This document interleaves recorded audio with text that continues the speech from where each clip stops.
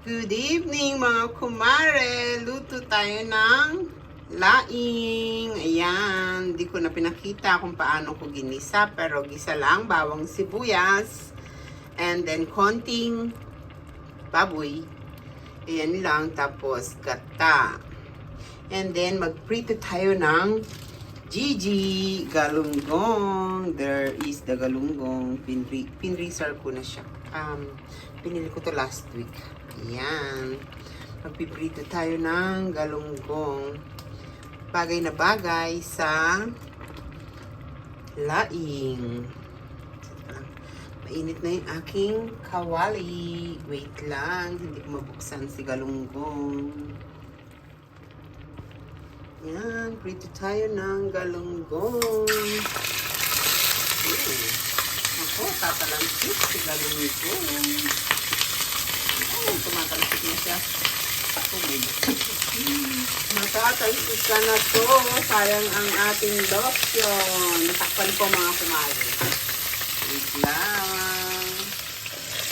Ayan, tinakpan ko si Gigi. Kasi tumatalsik siya.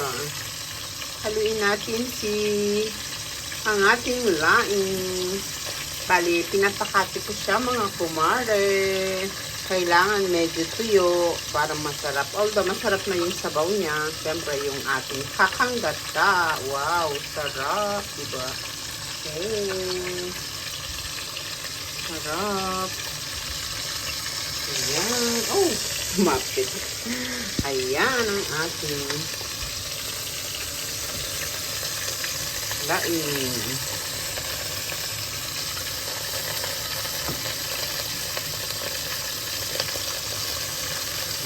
May sele. Sarap nito. Naku, mga kumare. Sira na naman ang aking diet. Puro na lang bukas ang diet ko. Sarap.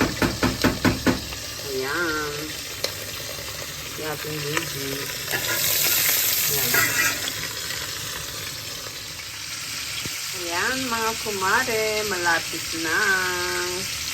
Ayan ang aking Gigi. Maganda siya. Oh. Malalaki yung aking nabiling galunggong sa Philippine store. Ayan, kung gusto nyong umorder, tanongin nyo na lang, mag-message na lang kayo sa akin para ma-share ko sa inyo kung saan ko siya in-order. Ayan. Ito palang aking laing. Siyempre pala, ang number 1 na ingredients na nagpapasarap sa ating laing is bagoong Barrio Fiesta. Yan. Kahit naman hindi Barrio Fiesta. Pero ayan, ang ating galunggong, ang ating bagoong ang nagpapasarap sa ating laing. O, diba? Ako, sarap nito, mga kumare. Bye-bye. Happy tummy.